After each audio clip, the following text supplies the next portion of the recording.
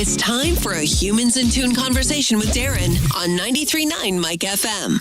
Hey, Mike FM friends and family. We are here for another Humans in Tune conversation, ready to dig in deep on the spooky season. October's upon us. Halloween just around the corner, but we kind of celebrate the whole month around here. I know I do. I got my yard ornaments up and all that good stuff. Today, we're going to be talking about a resident history nugget here in Cape, the Glen House, a fine historical place. But when it comes to being this time of year, 'tis the spooky season, and the Glen House comes 100% ready for it. In the studio with me, Christy Mershon. Christy, welcome to 93.9 Mike FM and Humans in Tune. I am so glad to be here and talk spooky, right? That's it. Yes. So. We're all about the spooky. But yeah, as I mentioned, you guys have a reputation for being haunted, for being spooky, not just obviously in this season, but year round. It's not like the ghosts only come out in October and they're like, well, time to go to work, But that'd be pretty awesome, actually, if they would just stay confined to a month, and then we wouldn't have to deal with it the rest of the year. It'd be awesome. Oh, we could spend hours just talking ghost stories down there and experiences you've had and other volunteers have had and so forth around there in the carriage house and throughout. And if you've never been to the Glen House to tour, during Halloween time or during Christmas time or anything else, man, it's just a cool tour historically, just to see that frozen in time moment down in Cape Girardeau history and to see what you guys have there on display. I know you change things up too from now and again as far as what's on display and so forth. So if you've been there before, it's probably time for you to come back. But as we're in the spooky season, we don't get a Friday the 13th this year. But we get a Monday the 13th. We get a Monday the 13th. And I mean, isn't Monday inherently just scarier than Friday? Definitely more evil than Friday. Yeah, I started to say. So I think it bodes well for some scary stuff on a Monday the 13th. We're going to try it anyway. Yes, absolutely. So Monday Madness, let's talk about this coming up this Monday the 13th. Monday Madness. Dun, dun, dun. So right now, the house is in Victorian mourning. So even if you come on a regular tour, we're open every weekend, Saturday and Sunday from 1 to 4. There's been a death in the house. We've got an arsenic dress in a casket in the front parlor. It is a real arsenic dress. And if you don't know what that is, you can look it up and we will happily tell you about it. As the house itself is just a little spooky. But since, the gods gave us a Monday the 13th this year, we thought we'd roll with it. And we're doing what we have started calling the Bare Bones Ghost Tour. There are a lot of folks who don't want bells and whistles. We do a lot of big events, but this is a stripped down. We're going to leave the lights low. We'll give you some of your very own ghost hunting equipment. We take small groups in with one tour guide and tell you some of the stories and then give you a little time to take some pictures and wander around and sort of see if you experience anything odd in the house. And, clarifying the Glen House is a Victorian house museum. So we're not a haunted house. We are just a house museum that may happen to be haunted. I like that. That's like to keep you out of any legal obligations. Yeah. I did not find any ghosts, ma'am. Yes. And people are like, do you stage things? Do you dress the house up? When I say that we've got Victorian morning wear, we have authentic Victorian morning wear. And like any proper museum, we talk about death and funeral traditions and customs. And it's inherently sort of cool. We have 2 wreaths in the house made out of human hair. Those are up all year round. But Victorians did that as a way to remember their loved ones. So it wasn't meant to be creepy to them. To us, it's very off-putting. It's very macabre to have somebody's hair in a wreath, right? Well, but that's a society today. And even dolls, they didn't have synthetic hair. So people don't think about the fact that dolls before a certain time, their hair is all human hair, right? And other sort of strange things that are just a part of life for those folks that just seem a little creepy and off-putting to us. So, I mean, that's creepy enough. Well, it was a different era. Penicillin necessarily, that thing wasn't around, A lot of people died young and death was a different mask that we wore and a different picture that we looked at that time. Even life, so we have in the nursery, which is a room that people just tend to find inherently creepy. But we have these rugs on the floor that are period appropriate, that have little animals on them. And if you look closely, the animals are eating each other, right? It's very sort of Grimm's fairy tale. Yes. That's not what you would put in your kid's room today, but they didn't think anything about it because they just sort of lived a little closer to nature and closer to death than we do. So those conversations are interesting to have. But the kind of cool thing, if you are into this and into spooky season, listen, if something happens to you at the Glen House, I can 100% assure you we did not manufacture it. And in fact, there are probably people that sort of like watch your Facebook Lives that have been on ghost tours with me there where I have left them. Because when I'm not kidding, if things happen that make me uncomfortable, I'm like, y'all can stay. I'll be on the front porch. Because that is not, I'm Scooby-Doo over I was here. going to say, you're I'm like, pulling your inner Scooby-Doo and like, see you, Shaggy. yikes, Scoob. Yeah, that's There goes me. Christy. That's me, 1,000%. Oh, that's hilarious. Well, the ghost tours kick off Monday. Yes. You're going to do tours every half hour starting at 7 o'clock. 7 o'clock, yep. And so if you like if you want to do your own investigation, that's sort of your chance to be able to have a little bit of time in the house on your own in the evening. And we have other opportunities you and I are going to talk about, but those are more event oriented. So you can still go in the house and you can still be there at night and we'll do the ghost stories. But this is the one time that we'll have it totally quiet, dark.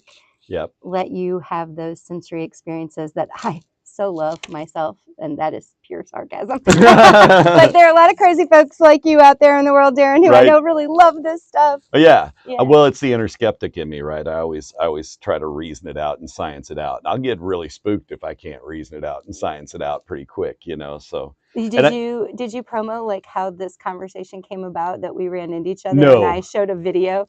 Yeah, and I could play the audio from that. Yeah, because I shared a video with Darren that I was like, hey, a friend who's the audio nerd, please make this make sense without being spooky, because I don't want this to be a real spooky occurrence. Yeah. Now, they can't see the video for this, but I'm going to play it. It's only 11 seconds long. And I want you to check out the audio from this. Oh, it helps if I unmute it. Let me start over. I'm playing it off of Facebook here, so I've got to, there we go. Okay. Get back to the beginning. Stop. Pause. Okay. This is off of just a little speaker box, nothing, no crazy technology next level. No spirit boxes, just I was playing music on a Bluetooth speaker. Okay, I got the volume up. I'm going to do it again. Go back. See if you can hear what is coming through this speaker.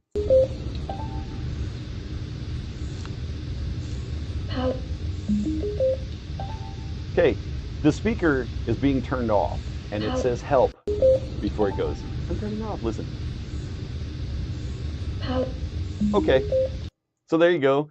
There's your little chill down the back. But yeah, she showed me that video, and it was. And you guys have had the ghost hunters come to the place. You guys have had a couple of paranormal investigators come through with all the bells and whistles to check all these things out. It's interesting, and we're not going to talk those guys up. They can promote their own shows, but you can go back. You can find those files easy enough to watch those experiences too. But it's very interesting too how different people from different places have similar sorts of experiences, and so. Things like this, like the backstory on that, I came in and I can tell you the date because it's date stamped on the video. It was so hot this summer and we had a rainstorm on like August 29th. And that next day, if you remember, it was like the first day we all took a deep breath because the weather was awesome. And I was working tours that day by myself. I figured no one would come to the house just simply because those are the days everybody wants to be outside. Yeah, they're doing other stuff. But I opened all the doors and there's a ton and as many windows and stuff as I could just to let fresh air in after the summer.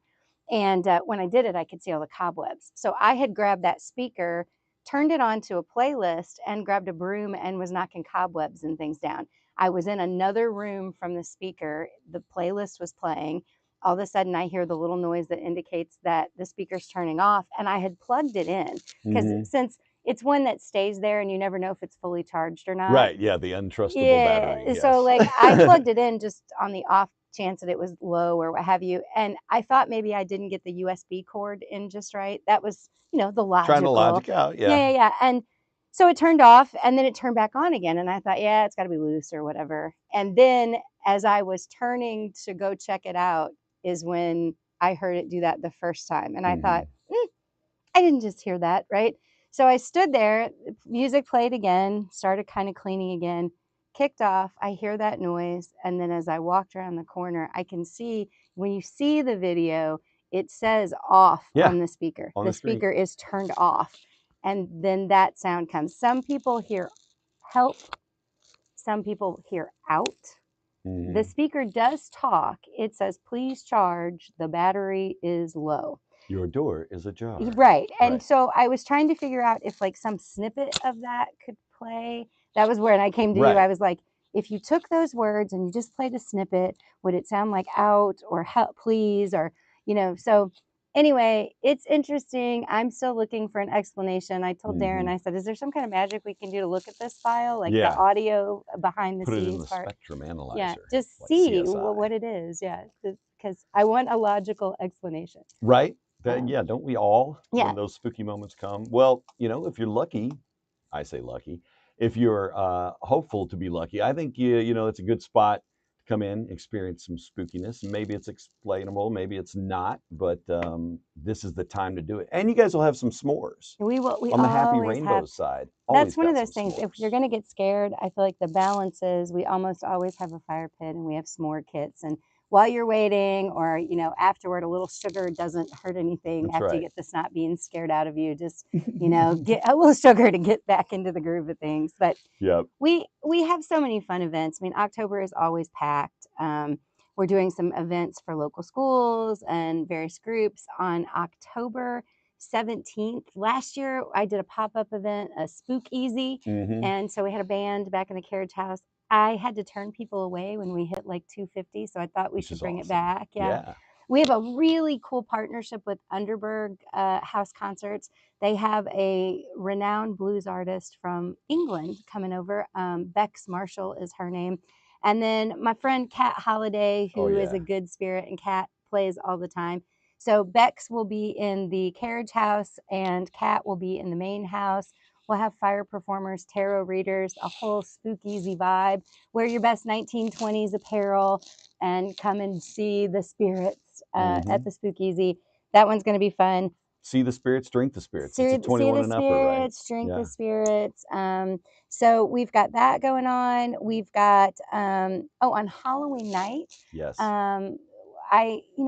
We hold this house in trust. It's a 501c. We're a community organization, and so many people are interested. We have a kiddo event. So from 5 to 7, if you're out trick-or-treating with the kids, bring them by. We do our trick-or-treating sort of visitation style with that arsenic dress. You come in, you go out the back door, and you get your candy. We're partnering with Simo Nasby, and they're going to have the fire pit and be selling some s'mores kits in the backyard if you want to help support them. And also Green Bear will be around if you know Green Bear. So we're always happy to have community partnerships. So that's early on Halloween night. And that's free. That's open to the public. That's a free event. My buddy Dwayne Schaff from Celebrations just made an announcement. Actually, I'm sorry, Dwayne didn't make the announcement. His alter ego, Dusty. Yes. Heck yeah, man. He did. There was an announcement out there earlier. He is going to help us out with a wandering spirits. So, Darren, we have a problem. We have about $80,000 worth of windows to fix. And it's great at Halloween when the spirits wander. But the rest of the year, we'd like the windows to be fixed so we can keep them in. Yeah. But on Halloween night, it'll be cool. Spirits are terrible for the HVAC efficiency. They are. They're just, all those cold and hot spots. But Celebrations Downtown, Dwayne's going to do an event to help benefit the house and those windows. We're doing a pop-up seance bar at Celebrations Downtown and calling forth the spirits at the seance. So you get some drinks and snackies there. The spirits, possibly me in a costume, but the spirits will wander down, and we're going to take a ghostly tour up Spanish Street to the Glen House, where we'll have a second party because it's Halloween night, right? Yeah. Amber Vandeven is going to play at the Glen House, and we'll have spooky tours and some tarot readers there. That'll last for a little while. And then if you feel like wandering back downtown, the Bloodsuckers Ball, which is Whitney Quick's annual community Halloween party, will be happening at Ebb and Flow with DJ Two Fingers Up. If you do the Celebrations ticket, it's $30, gets you all the parties, and you can wander in and out at your leisure. If you decide you don't want to do that and you just want to come to the Bloodsuckers Ball, That's an ebb and flow later in the evening, and that's a $5 cover. And Dwayne is graciously helping to support us by donating back. That's awesome. And if that's not your jam, but you are really into your dogs and cats and furry friends, we're We do love our partnering. furry buddies. Yeah, Mississippi Mutts had a cool idea for an event, and we said, yeah, we'd love to partner. So Howell-O-Ween, we like our punny names. And we're going to be showing a pet-themed movie. All rights reserved. Is it going to be Spooky Buddies? It's going to be something pet themed, Okay. and have I'm a big Spooky Buddies s'mores. guy. I'm more of a Spooky Buddies 2 fan, but I'll let it slide. That pet photographs on the front porch, and then if you'd like to come in the house that night with the furry friend outside, hopefully, then we'll also be doing ghost tours of the house on the 26th. That is a Sunday. And that's 5:30 to 8:30. That's 5:30 to 8:30, and the outside events are free. It's $5 if you want to come in and take a wander around at the spooky tours. So lots of ways to engage. And then you'll see me out on the streets on Wednesday nights are the Booze on Broadway ghost tours that I've been doing for years. And then Thursday nights are the Haunted Downtown Tour. The Haunted Downtown Tour takes you into the Glen House, and those you can find. So I have multiple roles. I work at the university in continuing ed, and then also am the board president of the Historical Association that runs the Glen House. So the spooky tours, you can find those easiest way, probably just find me on social media or the Glen House. Tell me you want to do one of those things, and we can hook you up. But the university will give part of those proceeds back to the Glen House as you go into the house. So all benefits, but haunted history is cool. I like history personally, but it's another way to engage folks with those stories. And if you're into that, you can always take photographs and see what you find, because Cape has lots of ghost stories. It really does. Not just the Glen House. I think it's been 10 years ago or so when Joel Rhodes published his book Haunted Cape Girardeau, and lots of ghost stories. Of course, the Glen House is in there, but those ghost tours are great, because if you've ever been on just a walking tour like that, you're going to learn history, right? But the spookiness of it, the aura of that, it's that wandering with the lantern and that kind of vibe. It is. I'm a history geek. I geek out, especially local history. I love knowing more about this building, and even our building here. We've got plenty of history just here in our River Radio studios. For as long as this building's been around. You're on the Booze on Broadway tour. We talk about this building. We talk about the Marquette. You got to tell them about the secret tunnel now, too. They're trying to say that creepy secret tunnel. You guys missed out that you can't see that. That's a whole other show in and of itself. You want to investigate the secret tunnel, you just reach out to River Radio and book a tour with Kirby. Yeah. A spooky tour with Kirby. I mean, I think just being in that space in the dark. And it's funny. Oh, I've had high school kids that have come through for tours, right? And go on up, and you guys can see it goes all the way over, and they start walking up in it, and then hit the lights, shut the door, listen for the squeals. That's how we spook them here at River I should have brought you an EMF detector to see if you could. Yeah. It would go off in the. Lord knows it would probably light up. Probably speak in Spanish in this building. Who knows what would pop up? But yeah, this is it's a fun month, and like we said, the Glen House just brings so much fun, variety of what they're doing all month. But at the core, it's that local history, that local lore, and those wonderful, fun, spine-tingly, little bit of goosebumpy ghost stories that we all enjoy. And to me, like those, we get very wrapped up. A lot of us get wrapped up with costumes at Halloween, and we got to plan out our trick-or-treating and our trunk or treats, and all that new stuff is cool. But when you can get it down to bare bones and just tell some stories and sit around a fire pit and experience, that friendship and that commiseration of we're all scared together, hooray, we're all in this kind of thing, that really sets the season for me. And it's just awesome. It's fun because as the Historical Association of Greater Cape, like we started as an organization that was all of the different historical sites in Cape, right? Right. So now people know us as running the Glen House, but it's been cool. I worked with the Dernbergers to do some ghost things on their property because Katie O'Farrell's was the German opera house, Turnavarian Hall. It has tons of stories. Oh, yeah. Of course, Laurie Everett's properties, the Indy House and Annie Laurie's. There's tons of stories about that building. You can go up and down, whether it's the the Marriott, which is the Himmelberger building, and Port there's Cape stories about it. Girardeau. Port Cape Girardeau. Yep.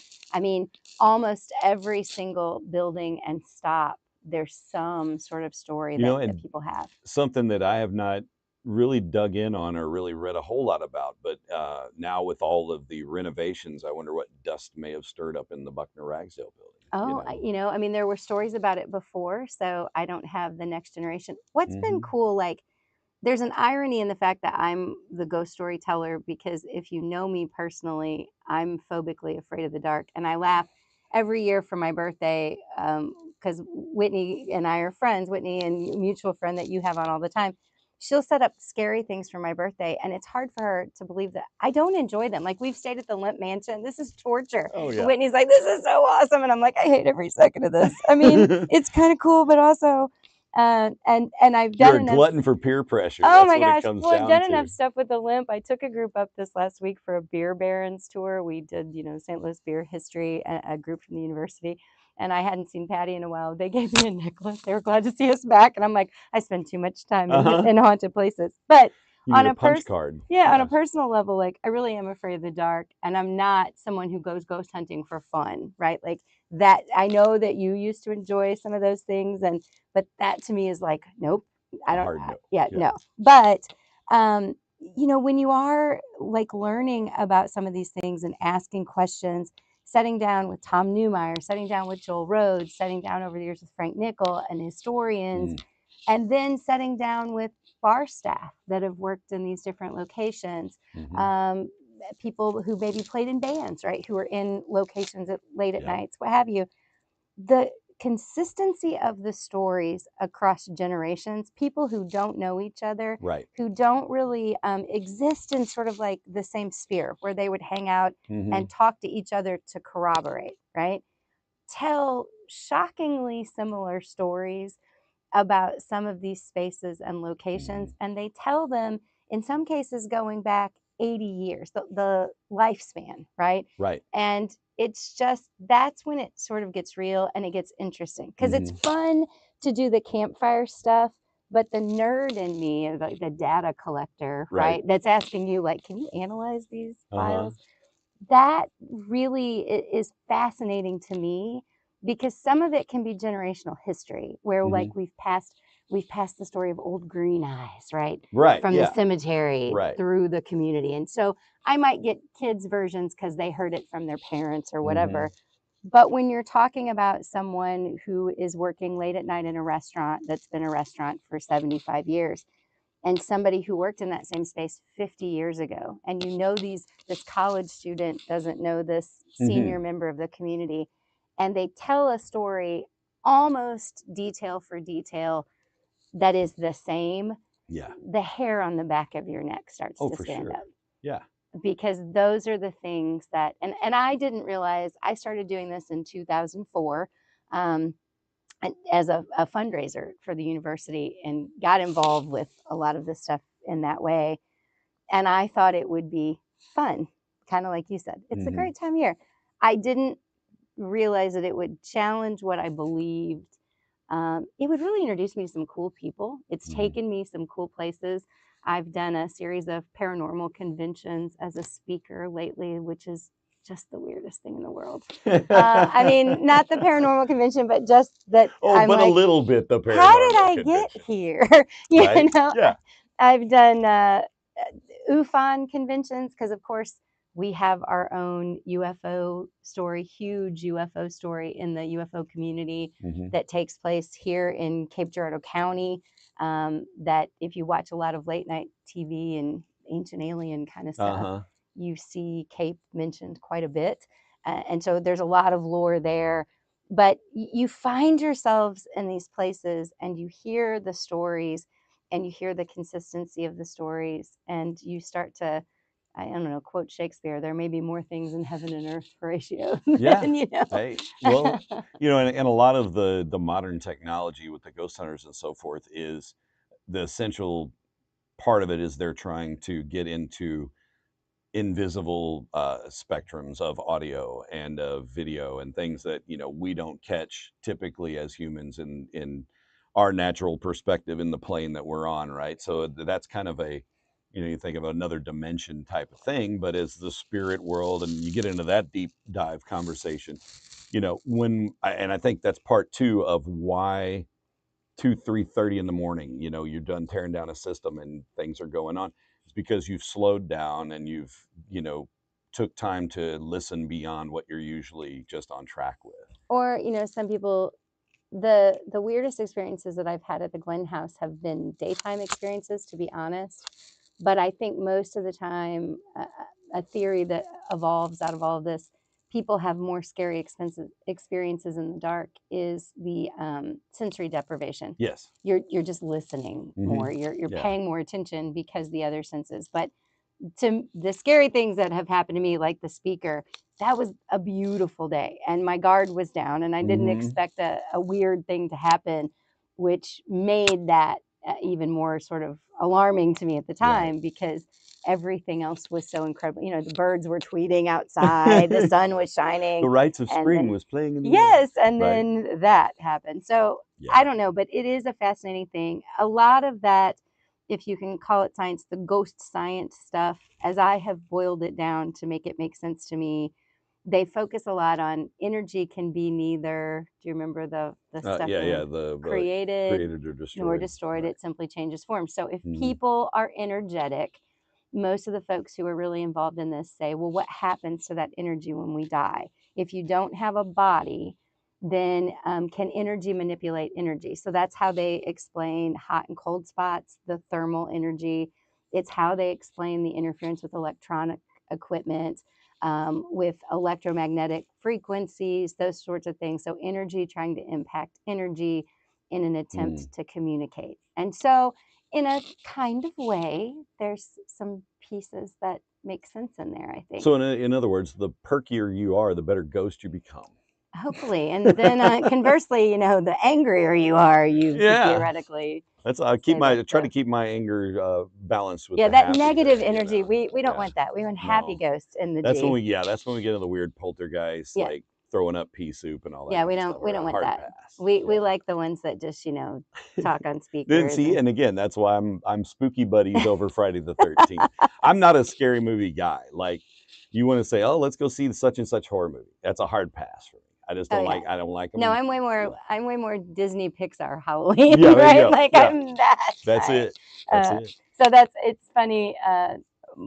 One of our local city council members wrote a book, a murder in a house called the Flynn House, and its main character sounds a lot like me, and and has issues with this Victorian House Museum much the way I do. And I'm like, I feel a little seen, and also targeted. Am I that big of a wuss? Because I think I might be.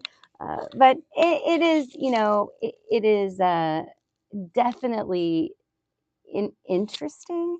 And I think even if you're not a believer in this stuff, because, I am not here to try and convert anyone into belief or disbelief. People have been doing this stuff since the beginning of recorded history. Charles Dickens, people forget he wrote A Christmas Carol because a common tradition on Christmas Eve when families gathered was they'd sit around the fire and tell ghost stories, right? So we've been doing this for a very long time. It's not new. It's always been interesting to consider all the possibilities. So Dale Pruitt, do you remember Dale from Port Cape? Yeah.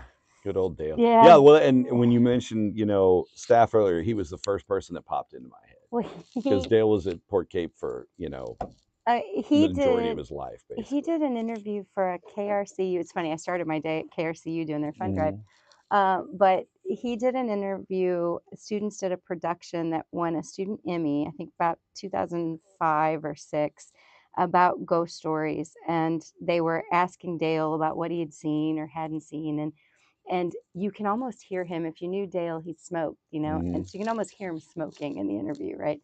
And he takes a deep breath and he said, well, I don't reckon it matters what I think about ghosts, because they sure as H words still seem to believe in me. And I was like, it doesn't really matter what I think. If they believe in me, this maybe, we might be asking the question wrong. Yeah. And I mean, we had some spooky moments when you mentioned, bands playing and stuff. I can remember, late, and it's just us and a bartender tearing down equipment or something. And somebody'd go to the back to stash something and come back just white faced and like, what happened? And they'd have some off story, or like, I was 20 feet away from this and I saw this chair just scoot 4 inches across the floor, or something like that, that would just lift them up. And if you ever back in those days went back into the crawling access before they kind of renovated the back area on that second floor up there, it was a lot of storage, just a lot of dust and perfectly spooky It opportunities. was crazy. I was there one night. It's been in the last 6 months or so, and it was just, I had a friend in from out of town, and Taylor was on the other side of the bar, and he and I were sitting just chatting with her, and there's wine glasses on a wine rack that hang underneath Mm, the mirror part of the bar. And while we're talking, one fell off, and Taylor just kind of looked at me. We kept talking, and then another one fell off, and then another one fell off.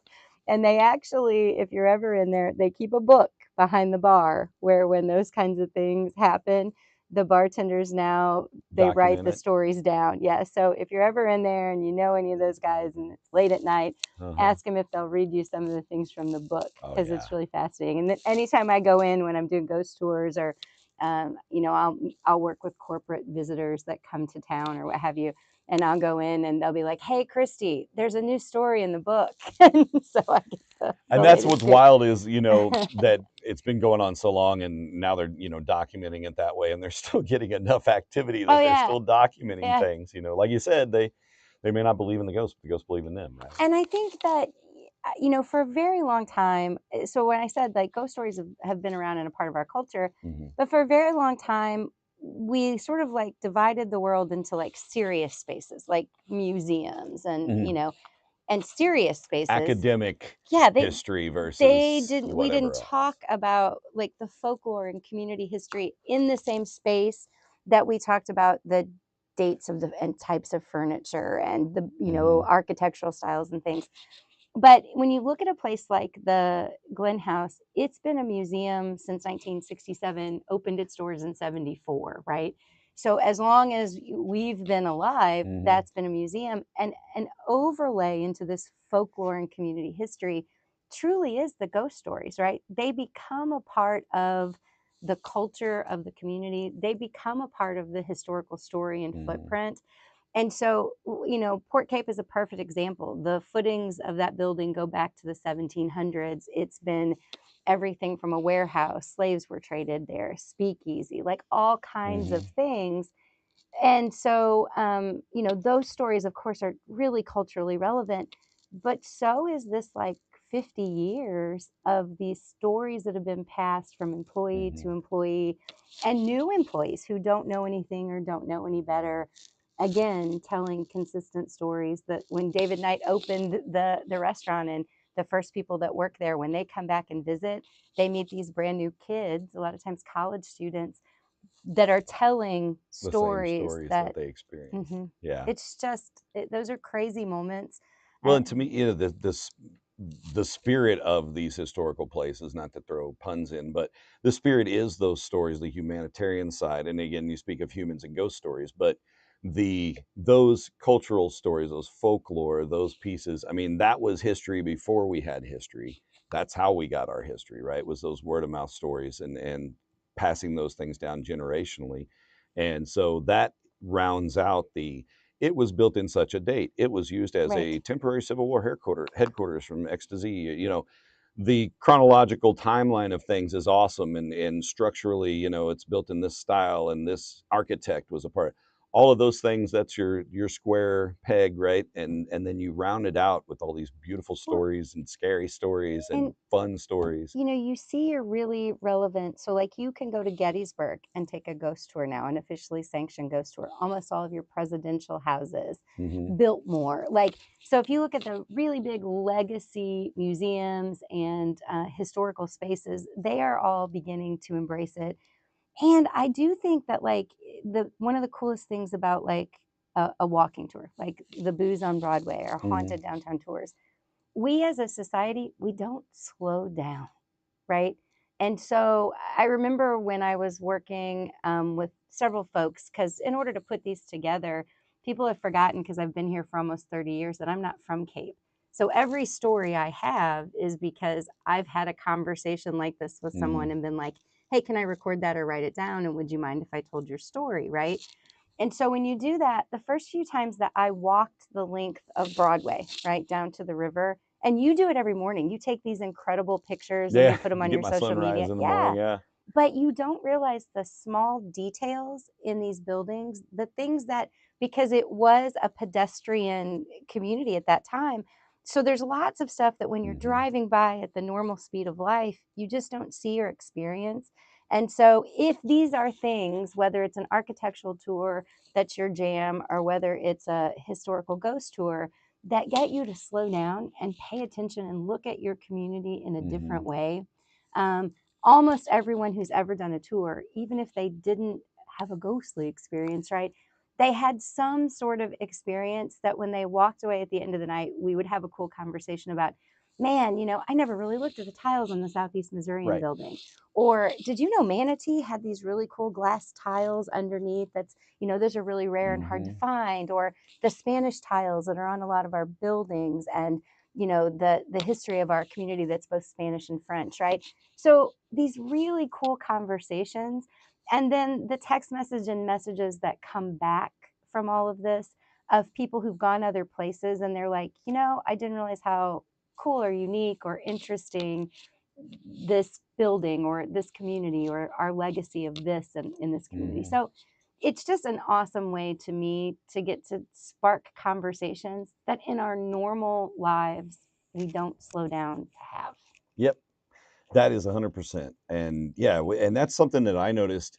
It's been pre-COVID years ago, but I did a ride along with Cape PD.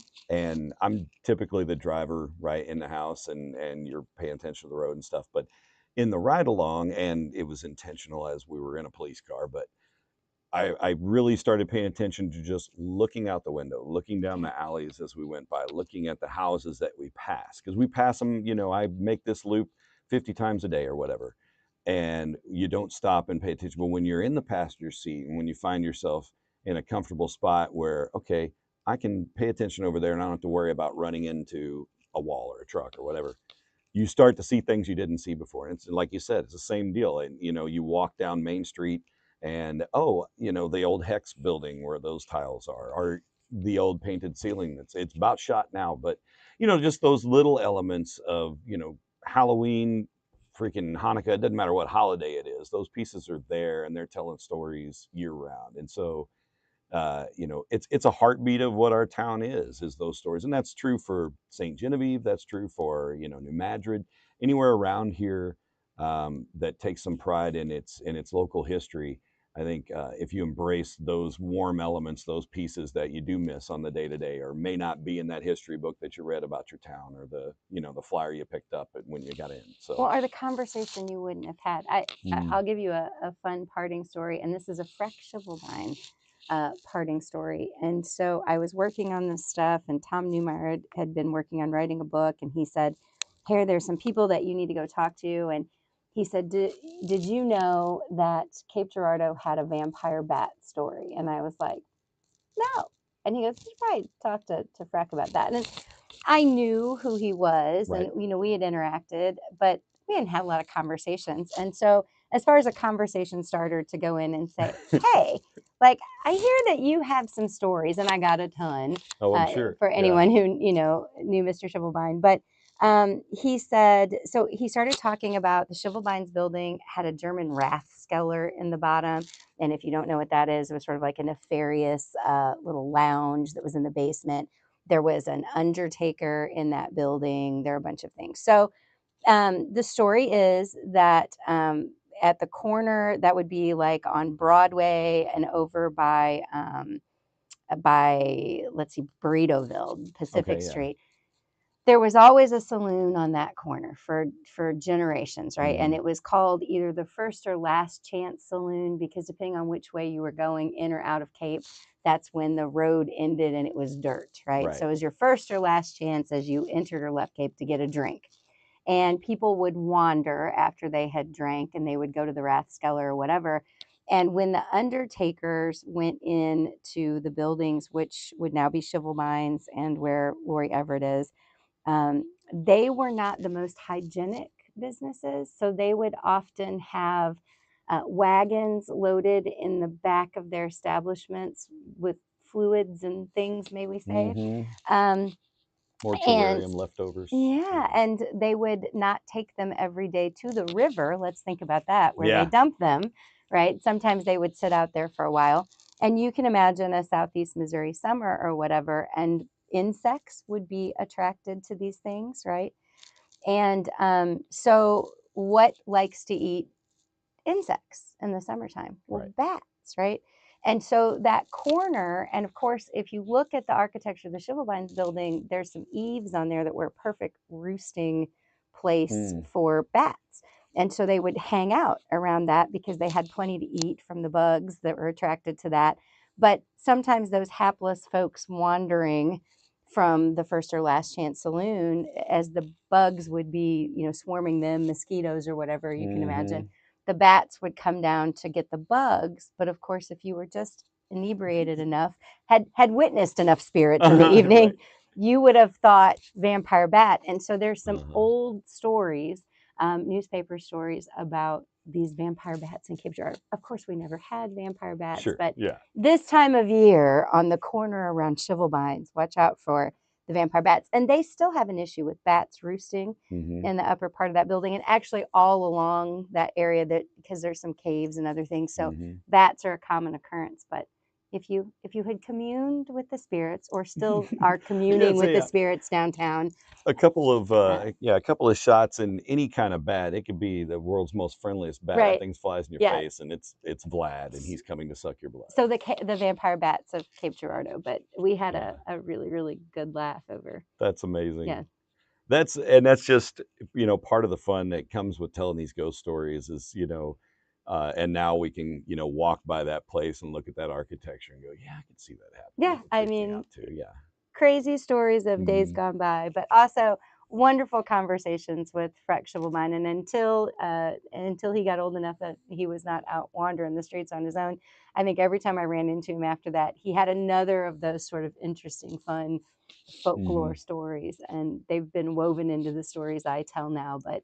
And that's what I think is wonderful about it, is because, like Freck and even going back to like Thad Bullock and some of these guys that used to be around in the day, that were colorful characters themselves, and were loaded with these stories, is that, as we said, that's how our history stays alive, and you're able to take those stories and wind them into what you do, and spin a new yarn for everybody to see. And hopefully create a new legacy. That's really the purpose of the trick-or-treating. We want there to be free events. I want this generation of little guys to remember coming into this house and bring their kids back.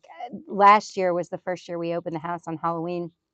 And frankly, there were as many adults, and the adults were full of stories of like when their school brought them there, or these other sorts of things. And many of them hadn't visited in years, but it was the generational. They weren't just sending their kids to trick or treat. They were coming in too, right? They wanted to be a part of the experience. And so I talked to the board and I said, guys, we've got to do this every year, because there's just something magical about creating that community memory. And hopefully they'll come back for other reasons. Well, yeah, and that's when they leave and they hop in the car, the immediate discussion is, what was your favorite thing, or did you guys see any ghosts, or what freaked you out, or hey, what kind of candy did you give me a Snickers, but that conversation starts the second they're out of there, and hopefully that keeps that fire smoldering, and they come back. And that's a piece of, whether it's the work that I do at the university or the work at the Glenn House, people have said, and I've done presentations all over the country. There's a book, The Anarchist Guide to Historic Preservation. I paraphrase it, but that's, if you Google it, you'll find it. And it talks about embracing these sorts of things. And again, for a long time, this stuff, it wasn't popular to incorporate the two. But today's generations of students, when we're teaching them about site preservation, SEMO has a historic preservation major, and so I can help those students understand, like, this is another gateway to communicate. And we use the students to work with these programs anytime that we can. But it's also about, like, you meet people where they're at and what they're interested in. And very often it will start with someone was interested in a ghost story, or an arsenic dress, or what have you. But then I see them at other times of the year, because now they're just genuinely interested in old places and old buildings and those kinds of conversations. And they've had their own experience with talking to maybe a community elder, which I'm now realizing I'm becoming. Like, I realize that I am the age of in the 90s, whenever I started volunteering with the Glen House, and there were older ladies that, I was the one who ran up and down the stairs because the stairs would hurt your knees. That's me now. I asked someone the other day, like, hey, can you go get that? Well, Like, when did that happen? And it's on topic, off topic, but it's bothered me now because I was a Golden Girls fan as a kid, still am a Golden Girls fan. But they were supposed to be like in their 50s, all living together, and I'm like, I'm not that old. Right. Like, we're not moving in. Thank with, God we improved hairstyles since the Golden Girls era. But yeah, and that's kind of cool too, because I grew up here, on the opposite side of that, and I've lived my whole life, in this area for the most part. And I've got stories from out in the sticks when we were riding four-wheelers where somebody saw something, or out on a county road, those kind of things. But yeah, and those stories surround us all around the community, and I think that's cool too. Is sometimes you'll meet somebody down at the Glen House on one of these things that says, that you'll start a side conversation about, well, my grandpa, he grew up in Blodgett. He used to tell us about the swamp man of Blodgett, or whatever the heck it might be, but those stories come back up, and then that just, again, it just how the fabric is woven of our history. And it is engagement, and it is important to our communities, and whether it's tying a university and its students to the community, whether it's tying an old house to the community, whether it's introducing tourists and visitors to the stories and some of the magical places. Because coming from outside, like everybody, right, we all have our disenchanted moments with the communities that we live in. But I tell people there are 3 or 4 times every year, maybe I'm doing a ghost tour and I'm up by the Limbaugh's house at Fort A, right? And the lights are on downtown, and I look across, and it's like falling in love, right? Like, you fall in love with this place and space all over again. And it's such a magical thing to introduce new people and have them literally sometimes ooh and ah when they see a certain view. Something that we take for granted all the time. Or it's almost even cooler when it's someone like you, and you turn around. It's a space you see every day. It's how I can tell you feel when you take pictures of some of those sunrises, because I'll see your comment, and I know that you came down the street, that you come down every morning, and that one particular morning the sun was just hitting everything just right. And yesterday you hated everything about this place, and today you're like, I love you. Like, it's so fun being all over the place. But it's such a cool feeling to be able to share that. I try to be intentional. It's something I've tried, and I've kind of caught myself doing, especially as like we've traveled more to other small-ish size-ish towns, Cape-sized towns, where you go into a new town. Let's say you go to Farmington, and you've been to Farmington maybe 4 times in your life.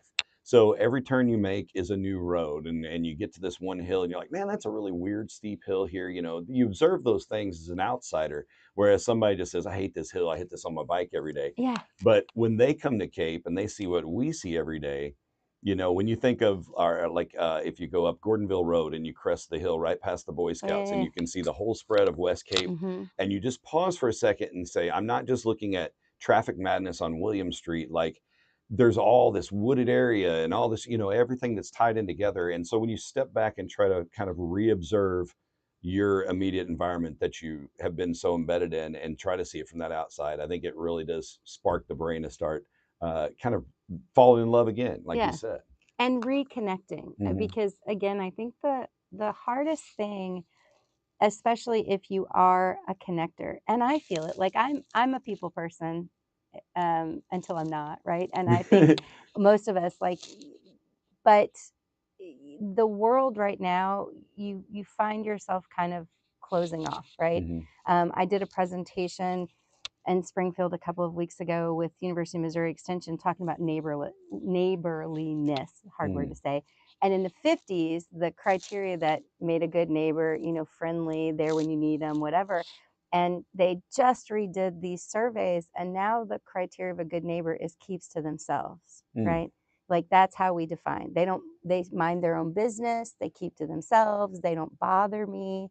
right? When we We've become used very to, guarded. right, and when we used to say, this is a person that if I need a cup of sugar, right, I know their names. And less than 80% of Missourians knew the names of 3 of their neighbors. Think about that, Darren. Like, That's wild. it's just kind of crazy. And so then we wonder why in the larger scale, we can't find medium ground in a lot of arguments, right? And I think it goes back to not connecting. And so whatever way, right? Whether it's like the magic of a sunset or a ghost tour or a historical place, music, right? Storytelling, any way that we find connection, even if it's fleeting, I think it kind of reminds us of what it feels like to be connected. And psychologists say that we as humans, like, that's what we crave. Yeah. Like, it's not money. It's not, it's connectedness. And organic connectedness. Yeah. I mean, I appreciate you being here, but yeah, that's it. So isolation is one of the biggest factors in depression. And some of the grants that I've written over the years for programming, whether it was Porch Concert Series that we were talking about before, or stuff with the Glen House, at the heart of it all, it was like, how do we leverage public and private money to create opportunities for people to connect? Because if you can create organic connection, we know it in business, like networking. Right. We create all these artificial scenarios where people have to talk to each other because we know that the synergies that happen are good for the economy, right? Right. But like on personal levels, because we've gotten so busy and closed off, we just don't do it. So if I have a group of 50 people on a tour, it's really awesome. The S'more Pit, right? The S'more Pit at the Glen House is the most sort of amazing sociological thing for me to watch, is people will typically sit down in their little pods. Right. But if they sit there long enough, there's something about sitting around a campfire, and especially give them a s'more stick, they start talking to each other. And I mean, people have met and exchanged information and, you know, like gotten to know other people in their community just because they were kind of forced while they were waiting to sit by a campfire. If we do not continue to weave, the fabric of our lives will start to fray. Yeah. That's for sure. Yeah. So, I mean, I'm not saying this is a perfect answer, but I feel like if there's things like that, you know, I had my own purposes for all these things that we started, but everybody can do that, whatever their, you know, their special passion is, to be able to share those stories in places or events or what have you, right? Yep. Like, it'll be awesome. So. Well, it's awesome. Christy, I'm so glad you came in today. Well, thanks for having me. Talking spooky and beyond. Yeah. I love it. Always the beyond, huh? And I encourage you guys, get after the Glen House online. You can find the websites glenhouse.org. That's with 2 N's, GLENNNHOUSE.org. And hit the website. But be sure to follow them on social. Christy keeps you updated there. They got the events set up for all the things coming up. Monday Madness kicking it off this Monday the 13th. I need a good echo effect in there. But, you know, Mondays are a horror story anyway. So come on out for that.